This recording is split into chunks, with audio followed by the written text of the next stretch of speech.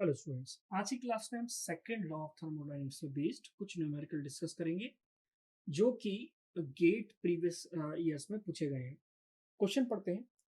If a reverse Carnot cycle operates between the temperature limits of 27 degree centigrade and -3 degree centigrade, then the ratio of COP of refrigerator to the COP of heat pump.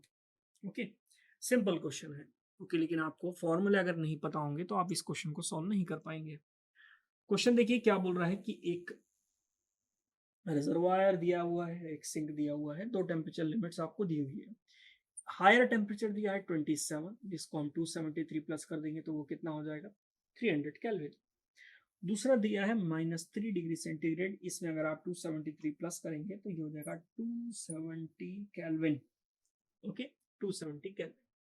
Question ये बोल रहा है कि find the ratio of COP of refrigerator. Okay, पहले ये refrigerator की तरह काम कर रहा है एंड देन फिर ये हीट पंप की तरह काम कर रहा है। रेफ्रिजरेटर और हीट पंप दोनों में कॉमन क्या है? दोनों में वर्क इनपुट करना होता है। वो क्या करता है, यहाँ से हीट को ले लेता है और यहाँ हीट को क्या कर देता है, रिजेक्ट कर देता है। सीओपी ऑफ रेफ्रिजरेटर और सीओपी ऑफ हीट पंप आपको पता होना चाहिए, रेफ्रिजरेटर और COP of heat pump. Carnot बोला है तो कार्नोट का मतलब क्या है, टेम्परेचर लिमिट से आप सीओपी कैलकुलेट कर सकते हैं। कार्नोट रेफ्रिजरेटर में फॉर्मूला क्या होता है सीओपी का, lower temperature divided by higher temperature minus lower temperature. COP heat pump का कार्नोट अगर बोला है तो फॉर्मूला क्या होता है, higher temperature divided by lower higher temperature minus lower temperature. और आपसे क्या पूछ रहा है क्वेश्चन में, क्या पूछ रहा है क्वेश्चन में, पूछा ratio of COP of refrigerator to that COP of heat pump.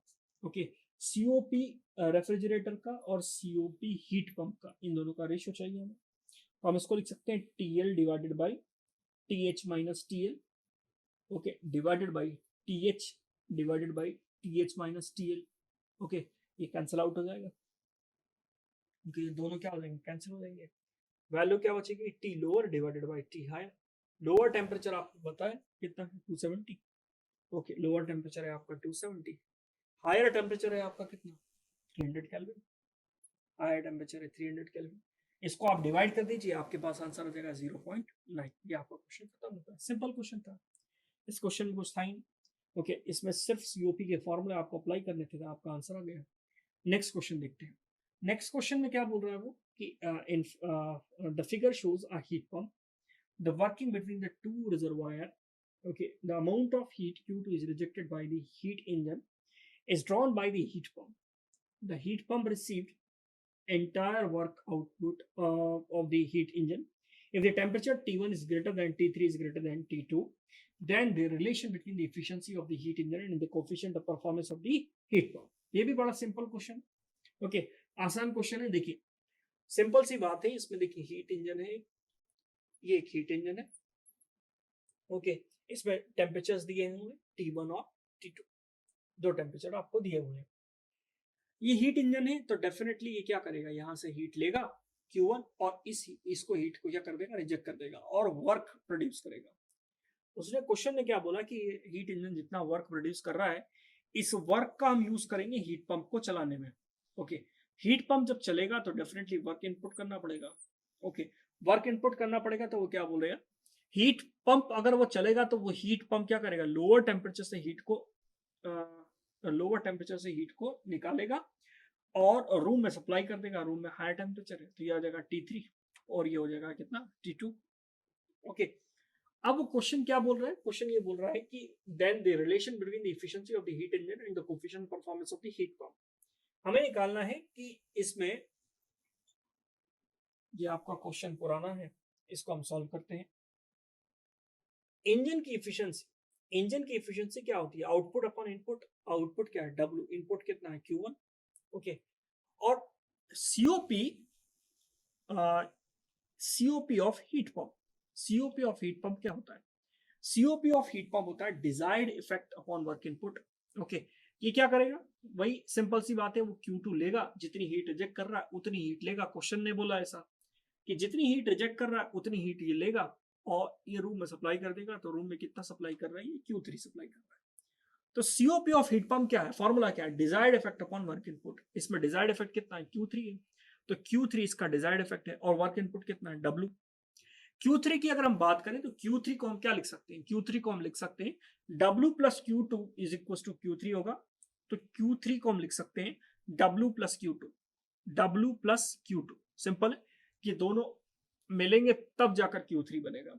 Okay, और इसमें अगर हम लगाएं तो इसमें हम क्या लगा सकते हैं, Q2 किसके बराबर होगा, ओके, Q1 किसके बराबर होगा, Q2 प्लस W।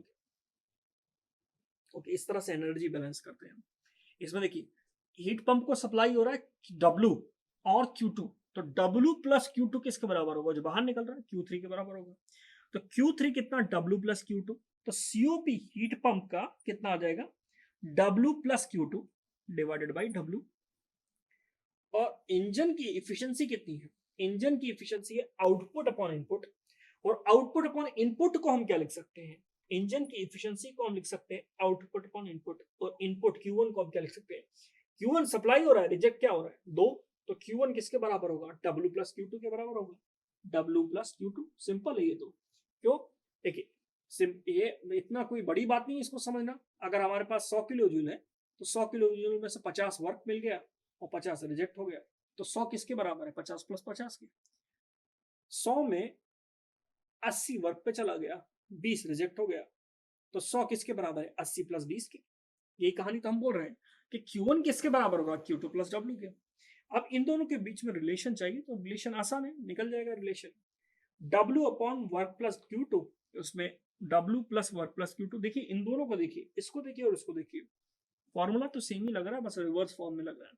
ओके, तो रिवर्स फॉर्म में है तो COP of heat pump is equal to 1 upon efficiency, ऐसा लिख सकते हैं। COP of heat pump is equal to 1 upon efficiency. Formula देखिए, ऊपर W इसमें नीचे W, अगर इसको 1 अपॉन कर दूंगा तो सिमिलर फॉर्मूला आ जाएगा। तो हीट पंप का COP और इफिशियंसी में क्या रिलेशन आ रहा है, COP of heat pump is equal to efficiency inverse. Okay, अगर आपको ये फॉर्मूला याद है तो आप डायरेक्ट अप्लाई करिए, क्योंकि हमें पता होता है कि इफिशियंसी और coefficient of performance of heat pump एक दूसरे के क्या होते हैं, इनवर्सली प्रोपोर्शनल होते हैं। तो ये क्वेश्चन आपका खत्म होता है। ये दोनों ही question second law of thermodynamics पे बेस्ड है। ओके, तो आज क्लास के लिए इतना ही, मिलते हैं नेक्स्ट क्लास में। Thank you.